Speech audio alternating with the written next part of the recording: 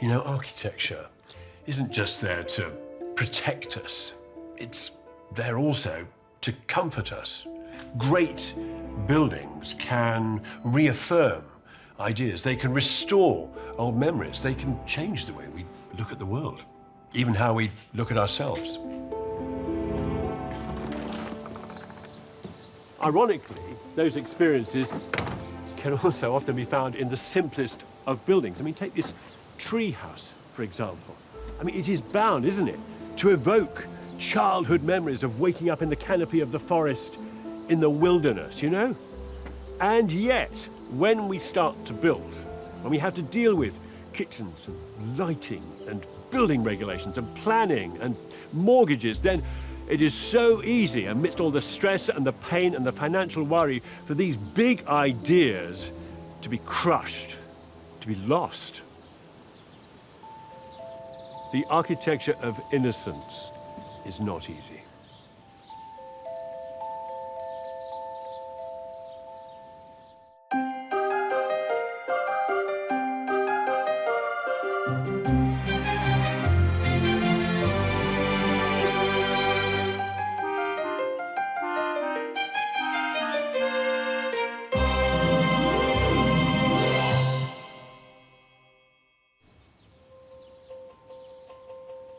There are some among us who are built to succeed. People who have an incredible potential to achieve. I am a grafter. If I get focused on something, I do go for that. Get stuck in. My mum and father split up when I was probably around 3. Brought up predominantly by my mum. I didn't really know my father growing up. I've looked to my mum as a role model. Absolutely a grafter. Worked multiple jobs, and I look back in awe really as to how she managed it. Danny is the deputy principal of a large vocational college in North Lincolnshire, where he's lived all his life. He now has 3 children from 2 past relationships. Casey's my oldest. He lives with me. Grace and Lucas, I have them a few nights in the week. Danny may not have known his own father, but being a parent is a role he takes very seriously. They are my world. My life revolves around them. And what I've tried to do as a father now is to be the best father I can be.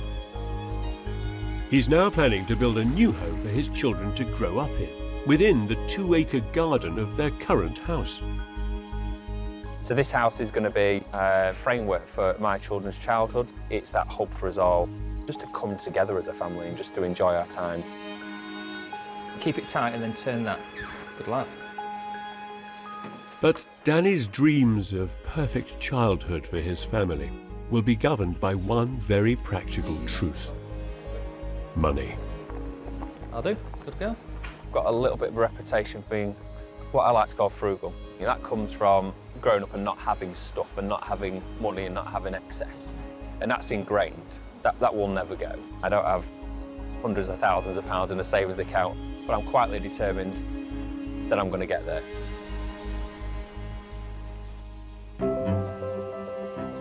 Money may worry him, but Danny does already own the land for this project, and that's a big advantage.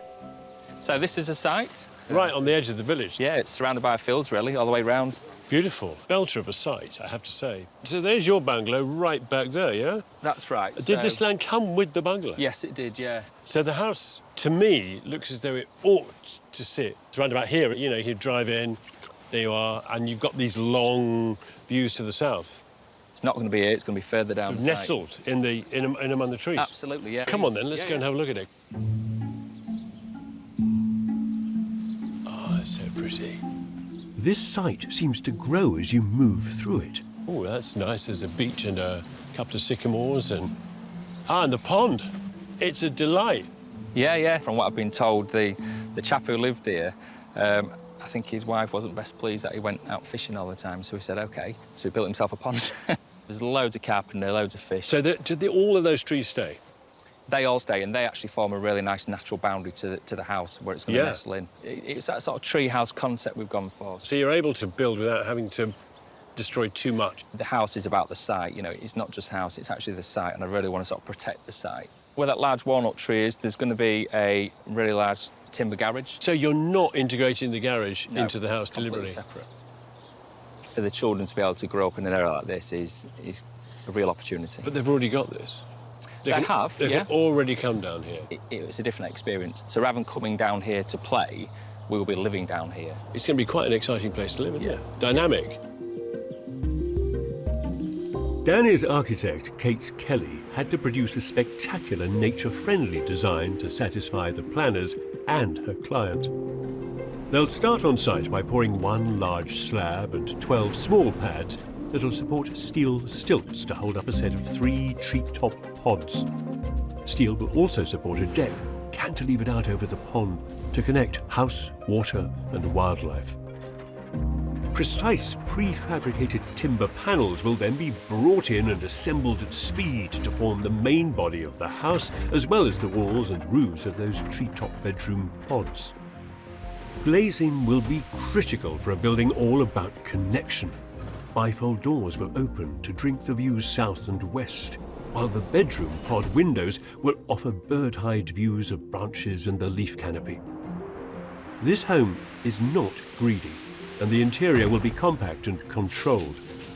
The main building will have a ground floor living space with a kitchen, dining area, and a small utility and toilet. Above this will sit the main ensuite bedroom and a family bathroom. You'll access the 3-bedroom pods across a glazed corridor, seemingly open to the trees as if a bridge. There's no plumbing on this side, just electric power connecting the pods to the main house. Such is the simplicity of design. A simplicity that extends to the exterior cedar cladding, that wraps these shapes in the familiar language of timber sheds and childhood treehouses. It won't be fussy, but it will be architecturally ambitious, and ambition rarely comes cheap. So this, quite idyllic site. This is free. But to build the house itself, you know how much you're going to have to spend? I'm budgeting about £300,000. Which is okay. It's not going to provide you with luxury. I don't want luxury.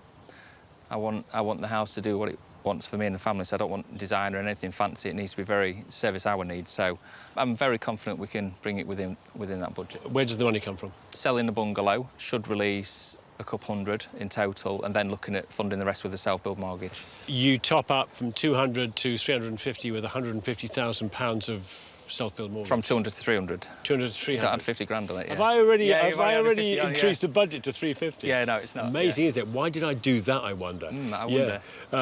Yeah. When do you think you'll finish? In my mind, I'm thinking it'll be about a year.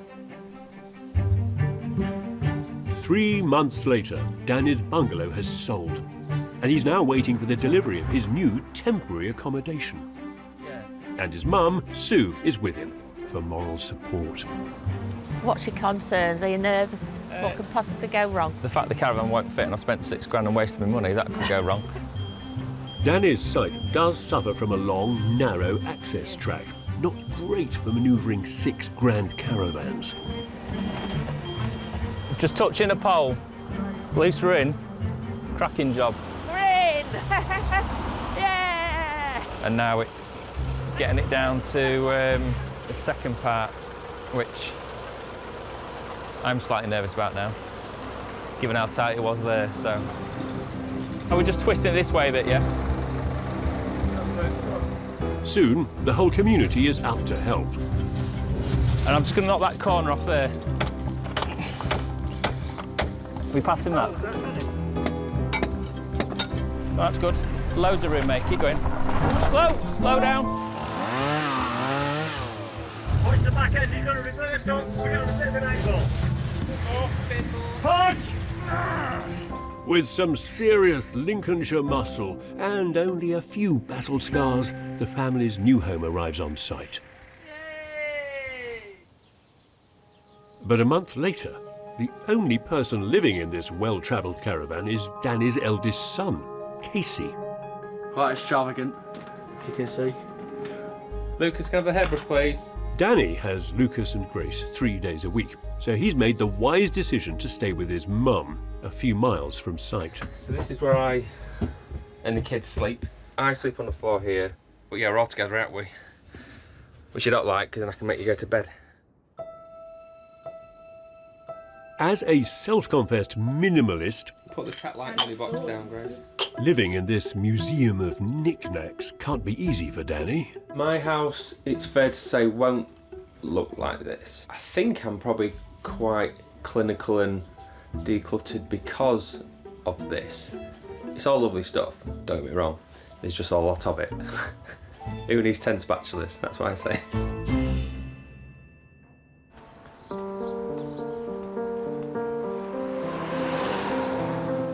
Work only begins on site early in the new year.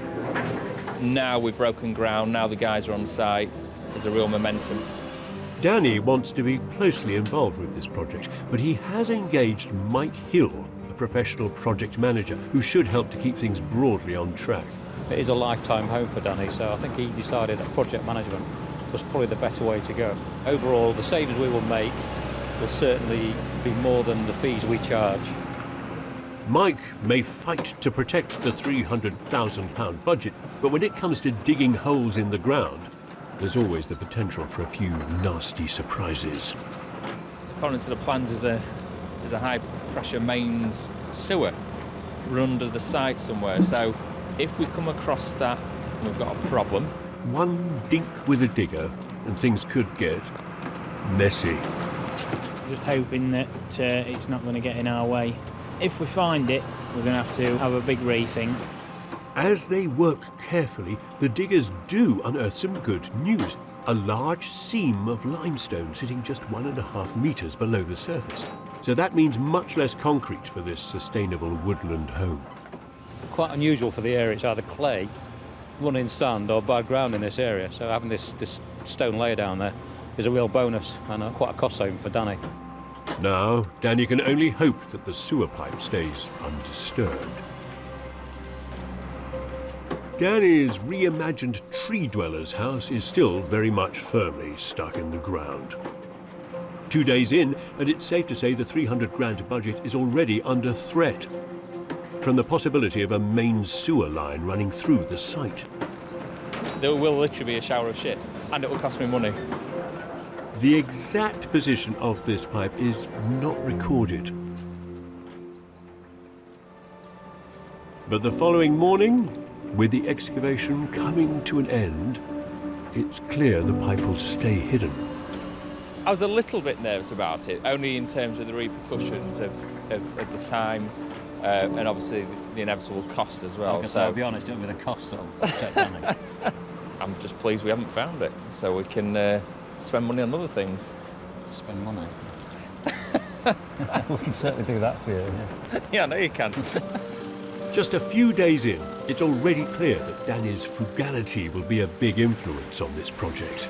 Well, we're not using a pump because it would cost more money, and we can do it this way. It's a lot cheaper and more cost effective. By not using a pump, they'll save almost £500. But then, managing budgets is something Danny does really well. He's the deputy principal of one of the largest vocational colleges in the country, and he deals with some eye-watering sums. As an organisation, we have an income of around 50 million. We've got 1,200 staff across multiple sites. It's massive. A one-time student, then teacher, Dan is now charged with the continued success of this huge organisation. So, this is the nacelle. Talk me through it. What it's doing is replicating the inside of a wind turbine, essentially. An organisation that's training the workforce of tomorrow. There's a lot to think about, a lot of stakeholders, employers, parents, students, staff. You constantly have to problem solve, deal with issues. It's tough. The two tough things, building a house and working in the high-pressured, challenging environment like education. It's not easy. Of course, all this is made more difficult when you're sleeping on the floor of your mother's attic. This has to be Sue's house. I thought I'd drop in on his new landlady. Hello? Sue? To find out where Danny's conviction for this project comes from. Wow! What a place! His childhood here, I mean, he was in a house of women.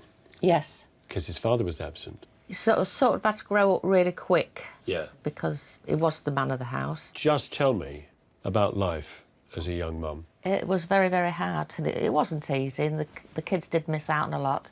Danny's seen how hard I had to work. I think it's made him realise that you've got to work for what you want. Do you think he's trying to recapture, or at least trying to create the missing bits of his own childhood? Yes, I do. Yes, I seriously do.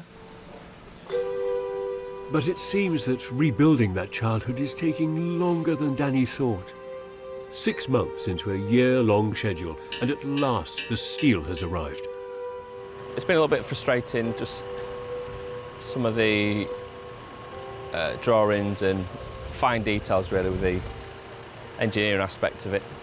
Probably taken a few months longer than we expected, but I think it's really important to get that right. Mistakes on paper is obviously a lot cheaper than mistakes in reality, so... Steel is unforgiving. Steady away. And it'll need to be worked with millimetre precision. Well, we're not 100% sure where it goes. We've got a dimension from that post there, but I don't think it's right. It's called fudging, isn't it? Yeah. Fudging about. After some gentle fudging... It's on the concrete, so it's lengthy. The cantilever for the deck is secured, and the steel struts are up.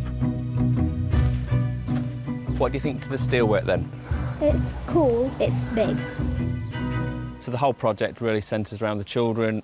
This home is for them, really. Lucas... Right, don't destroy the house before it's actually built. Danny's house won't be the first home to harness the strength of steel to lift a building's aspirations.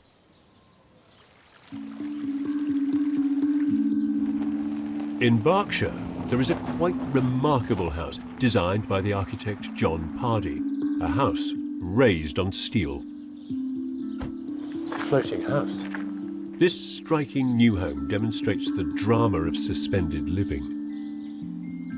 The building doesn't look as though it's being held up by these great pylons. It looks instead as though it's being tethered down, a bit like a balloon. 38 columns create a transparent footprint and allow an understanding of what the site was like before there was even a building here. Of course, Danny's place is a sort of half and half house, because one half of it, of course, is rooted to the ground, and the other half, like this, is taking off. Apart from getting this kind of through view at ground floor, which you'll get at his place, I'm guessing that the first floor engagement with the landscape is going to be even better.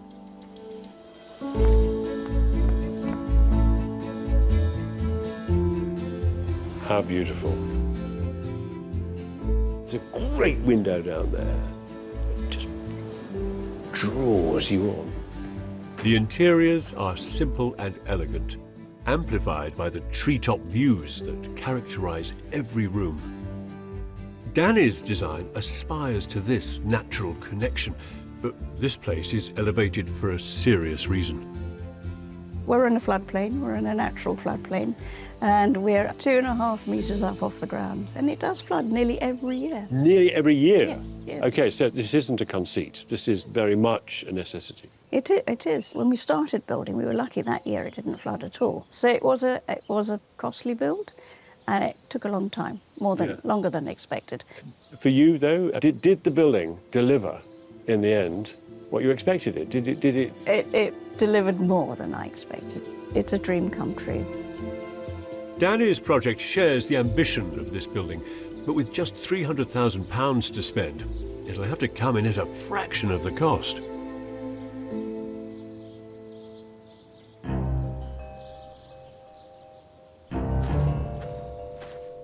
Fortunately, evidence of Danny's penny pinching is everywhere.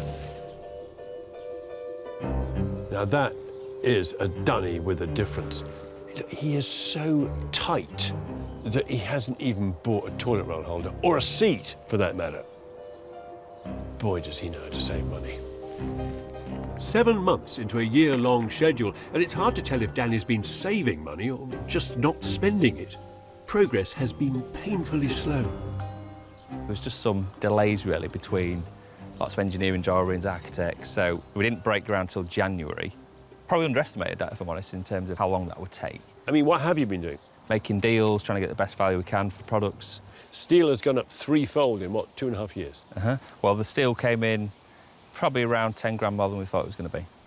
It will go over budget, but not because I've overspent, it's just purely because of the additional cost. Because you can't control those additional cost rises. Inflation rates are on the rise, and Danny now expects to spend £20,000 more than his original £300,000 budget. Of course, that means his project manager, Mike, has to ensure nothing goes amiss. My concern is the connect between the two-storey and the single-storey where we've got the bridge link. I would hate there to be a ramp or a little step that occurs. A few weeks later, and the 96 insulated timber panels have arrived.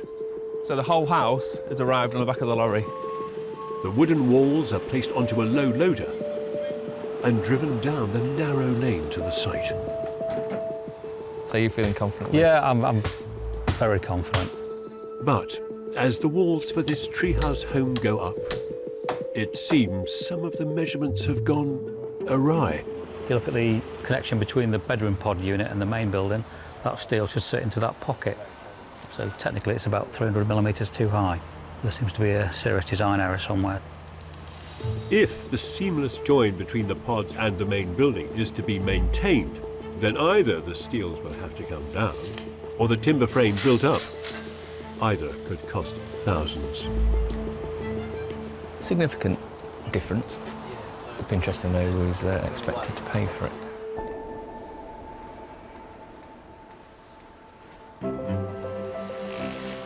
Danny is hoping to spend just £300,000 building a home for his 3 kids, including his eldest son, Casey. I appreciate what he's obviously doing for us. I think there's much worse parents out there, I must say. Danny's motivation for building this home is undoubtedly his children. But as his long-hoped-for dream rises up from the slab, it seems that some of the measurements are less than perfect. Your steel comes across on the bedroom pods to the main build. That appears to be about 300 mil too high. The tricky junction between the steel and timber is wildly out, and now Mike has to discuss it with everyone concerned and find an inexpensive solution. It's me that has to find the problem, communicate the problem to everybody, and the solution, and tell the client it's all going to be all right. And I tell you what, you're walking a tightrope sometimes with it. Simplest solution is 2 steps up there. You go up your 13 steps, turn around, come up and go 2 more steps to go into the bedroom. That's not atypical to have a staircase and a return. I think that's the simplest solution. Okay. And the most economical solution. 2 extra steps in this house will of course change the effortless flow of the interior, but it does mean work can continue. And it does, quickly. By the following week, all the walls for the timber frame are up, and the roof can be lowered into position. This is our 8th day on site. Timber frame build will be 11 days, I think. By early autumn, the first of the glazing arrives. This is the first time I've seen the windows, by the way, so I've not actually seen them. They're absolutely gorgeous. Really nice, then. Fast progress is expensive, and Danny's now spent all the £200,000 he made from the sale of his bungalow. I've literally just run out of money now. I'm in that transition between spending my money and getting my mortgage, so I've got a couple of weeks gap there where if somebody says to me, I need some money, and they're going to have to do a few little delaying tactics. As the cash flow creaks, Danny's doing all he can to keep money coming in. I've got a guy coming to buy some logs, making a few quid, 65 quid a builder's bag. It's taken a little over 2 months to transform this site from a few steel struts to an almost watertight shell.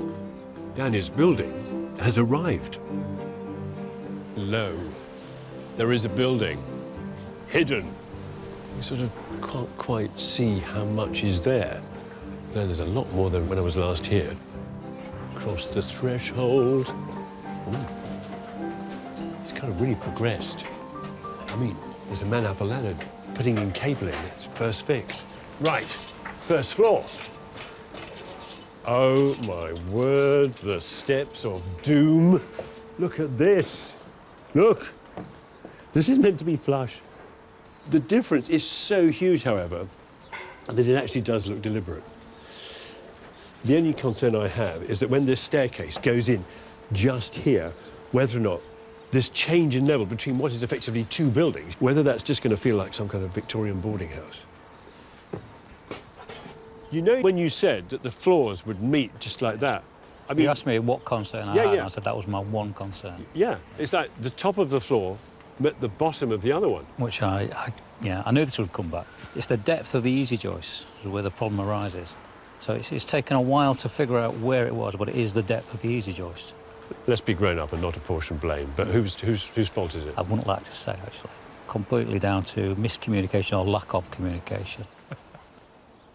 It has cost £500 for Danny's new steps, a cost that Mike has gallantly taken responsibility for. But Danny's cost saving is relentless. When it comes to lifting in the final glazing panels, he doesn't hire an expensive crane. I can sort it. Patience. Don't worry. But instead, a much cheaper local farmer, Dave. Can somebody communicate, please? You can't hear a thing. After some highly coordinated manoeuvres, the panels safely reach their destination. Just patience. Never rush about. Patience. That's what you've got to have. You could rush about and it could drop off, and I said, not to do with me. Of course, the most delicate part of any job on this site is negotiating a price. How much do you want then? What's it worth to you? I think a fair price is 50 quid to you. You've had 2 sausage rolls. I'll tell you what then. I'll do it for 60 if you do cedar roof for us at the same price. What's put the cedar roof on? Yeah, you don't have to lay it, just lift the pallets up. Deal? That's it now. I'm over budget now. As winter looms, Danny gets his mortgage, and the project gets another injection of pace. There's no plumbing in the bedroom pods, so he's invested in an innovative electric heating system. This house is being heated by an infrared radiant heating system. What it actually does, rather than actually heating the air within a space, it actually heats all the objects within a room. The thin foil infrared sheets are simply taped up between the ceiling joists under the insulated roof. No pipes here, just wires. Relatively quick to install and cheap to run, much like Danny's labour force. It's been a busy time. There's lots of us helping out. You know, all unpaid labour, that's what it is. Danny and an army of friends and family can now take on the internal insulation and prepare the exterior for the cladding, as the project does battle with inflation. No plumbing required. I think I've timed it about the worst possible timing ever to build the house, if I'm honest. And it is, at times, overwhelming. It's tough, and I think it's probably showing in my demeanour, and friends and family have certainly noticed it. Yeah, he has been quite stressed, especially this last few weeks. Concerns about if everything is going to go okay. Every project creates stress, of course, but with high interest rates and mounting inflation, Danny must absolutely focus on the project's primary goal, the provision of a childhood he never had. What are you looking forward to, Grace? Everything. Like fishing off the balcony and climbing trees and me pushing you off the tree into the water. And when are you told you're going to be able to move in? When did Dad say you can get in? Christmas maybe. Yeah, go on. But I doubt it. So when do you think you'll be in? About 10 years. Well, that's nice. The early delays scuppered Danny's original 12-month schedule. And as his old deadline elapses, his house is just beginning to function. So where's your stuff then? So our stuff's actually up in the ceiling behind the plasterboard. You've plastered it in? Yeah. Invisible perhaps, but not with an infrared camera. If I point this out... Oh my Lord, it's like it's like a magic trick. You've got a sun in Suddenly, yeah, no, it looks like I'm looking at a bunch of spotlights, you know, a bunch of fluorescents, like in an office. The infrared panels are now imparting heat into the room with an unseen light. The infrared's heating me, Yeah. but not heating the air in between us. Technologically sound on the inside, yes, and outside, naked of cladding. It's looking pretty sci-fi too. So I think your house now looks like a silver robot. It is a big silver robot at the minute, you're right. But soon it'll be much more subtle. That subtlety is already appearing in the form of durable, heat-treated timber cladding. It's costing £15,000 more than Danny wanted to spend. But it's almost half the cost of the cedar cladding he'd planned. Inevitably, with things going up in cost, you know, with the fuel and the war, etc., you've really got to work hard to get the best price possible. The house has always been about nothing superfluous. It's keeping it simple, like me, and working for me and the family. To further protect the budget, Danny's taken on much more of the finishing work himself, like the decking outside. And it would seem this last push needs the biggest effort. You get to about 80 miles in a 100-mile bike ride and you're knackered, and it becomes a psychological battle. And it's really, really similar to this, actually. You know, you've done the hard work, you've done that 80 miles, and now it's that last sort of 20 miles. And that's where this takes over. If you overanalyze it, you'd never start. I'll be glad when it's done. Yeah, I'll be glad when it's done.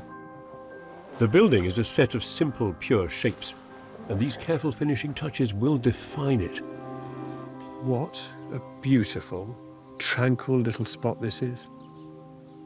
Sort of begs a question, doesn't it? I mean, not the usual kind of question. Will Danny run out of cash? No, I don't think he will. Will he take forever finishing it? No, he's on the home straight. No, the question is really whether this building will honour this place, whether it will be, in its own way, as beautiful. Yes.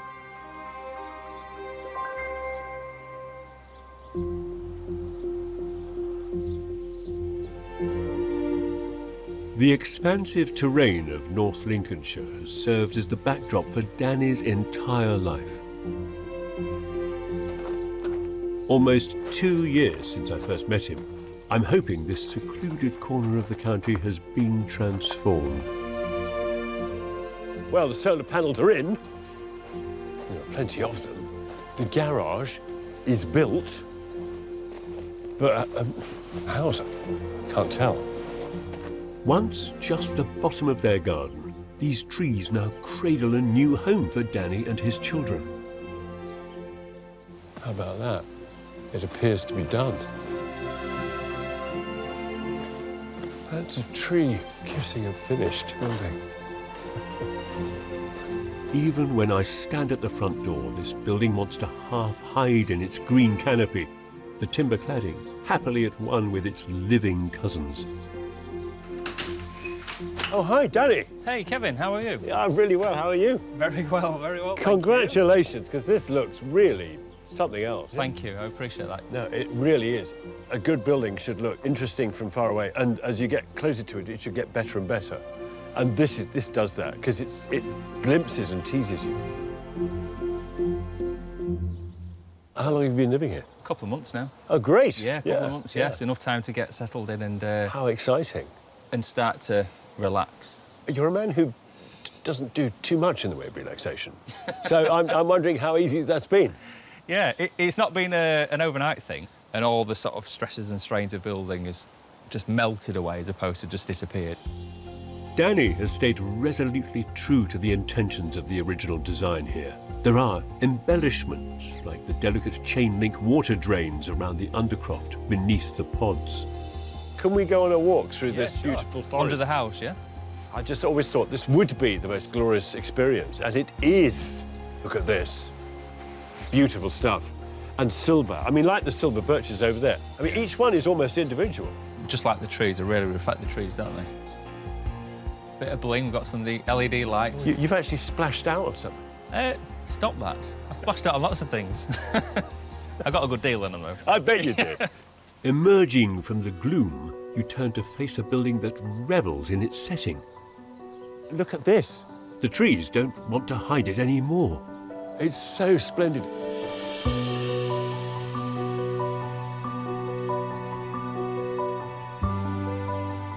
Fully exposed, this place still retains a lightness of touch, not least thanks to the long views through the site. What is beautiful this side is just how complex the building is, you know, how it kind of wraps and folds, the cladding around the boxes, the shadows. When the sun comes out, you get these smaller shadows through the building and around the building, which is just great. It's just changing all the time. Everything's growing now and it's just become more and more subtle. It's a beautiful setting, beautiful trees, and I think the house is worthy of its setting. That's a good point, because of course you could have screwed it up. Yeah, absolutely. You know, I came out the other morning and on top of the balustrade there's a kingfisher sat there. It's a lovely place to be. I bet it bloody is. It all seems refreshed by an unfeigned adventurous spirit. The balcony and living roof speak of a rigorous simplicity, but all the hard timber corners are softened by reflected branches. This structure is a world away from the low-lying bungalow up the road where Danny used to live. Sometimes when people move from conventional home into something like this, they suffer imposter syndrome. Do you feel that this is... is there a bit of you that thinks, I'm not quite sure this is mine yet? It's quite surreal. You still wake up thinking, is this actually happened? Do you see it delivering with your own kids? To see them outside playing, swimming in the pond, fishing, and just enjoying it, climbing trees, you know. Yeah, I guess it's a nod back to childhood and innocence and the simplicity of life. I'm glad we talked outside, because so much of this project is about all this, absolutely, isn't it? yeah. And being out here is... Inside's a bonus. Oh, come on then. Yeah. Let's go and explore the bonus. OK. This strong exterior shows no sign that the place was built on a budget. And inside, Danny's uncluttered interior feels anything but cheap. Love this space. It's very straightforward. The big story here is what's out there and the connection that it makes in. Yeah, it was like a boat being pulled along this river, like the whole building is about to start moving. The views out profoundly alter this modest home. Rectangular portholes tease you forward towards the main act, the large deck and pond. This is what I envisaged. Simple, functional, and then just enjoying what's on the outside. So I'm guessing your kitchen is... Oh, you'll have done a deal or something. Did it fall off the back of a lorry or what? And it didn't fall off the back of a lorry. It was a mate.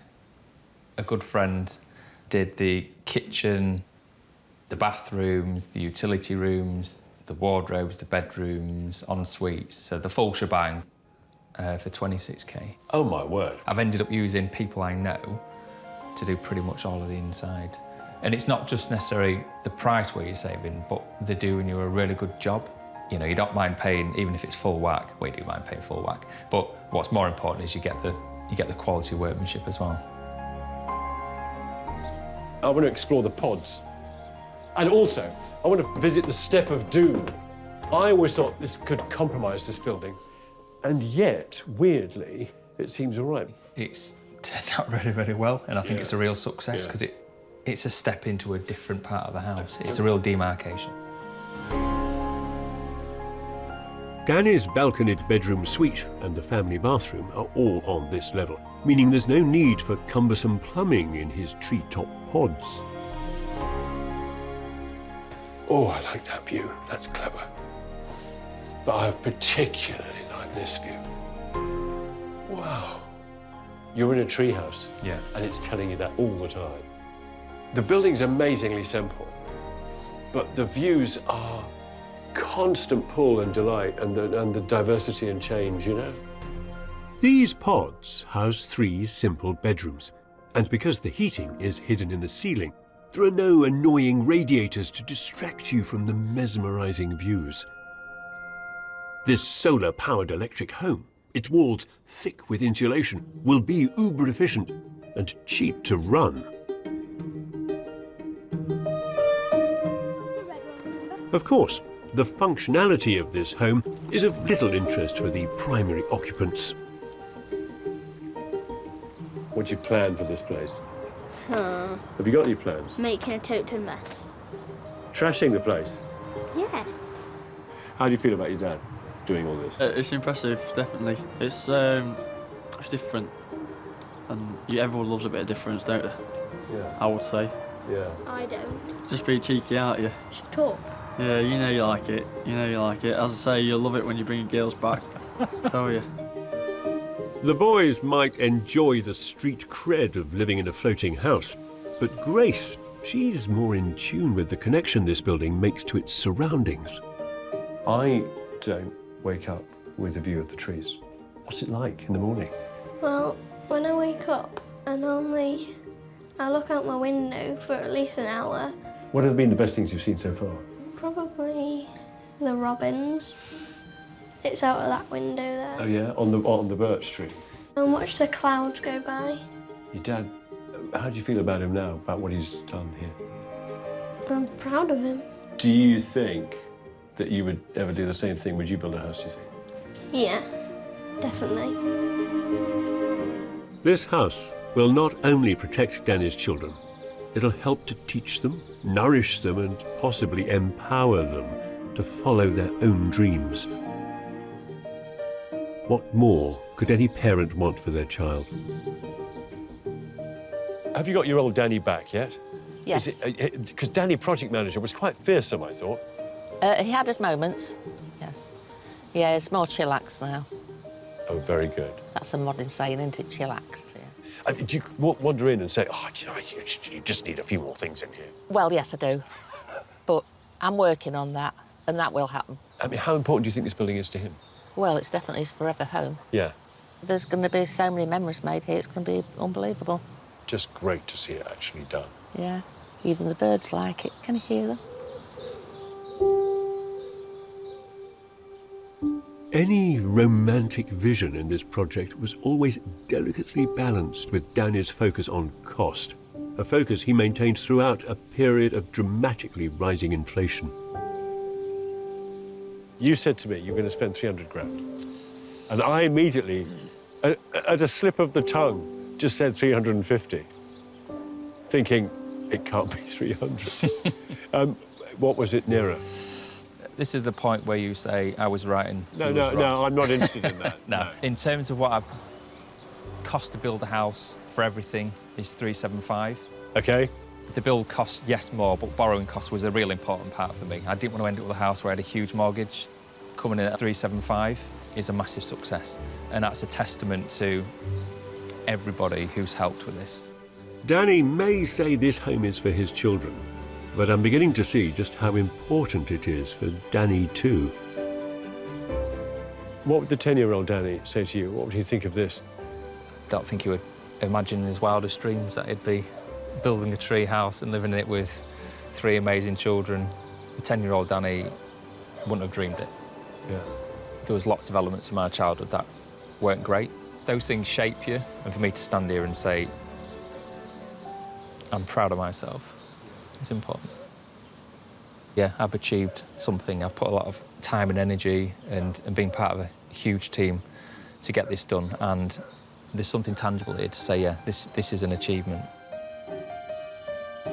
This building marks a new beginning for Danny and his children, and it promises great things for all of them.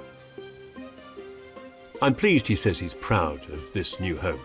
He should be proud of it, and all it represents. You know, the thing that attracted me to this project in the first place was its ambitions to recreate the experiences of childhood, you know, in this glorious place. And yet, the process of building it was as fraught as you'd expect building to be, you know, driven all the time by Danny's almost military approach, his precision, his focus, his laser-like attention to detail. And all the time, he did not lose his focus on that single primary objective. That's remarkable. It's written in this finished building, of course. I mean, it's a house full of joy and wit and playfulness and fun, as you'd expect it should have in this setting. Yeah, it's a great place to grow up in and live in. It's a real return to innocence.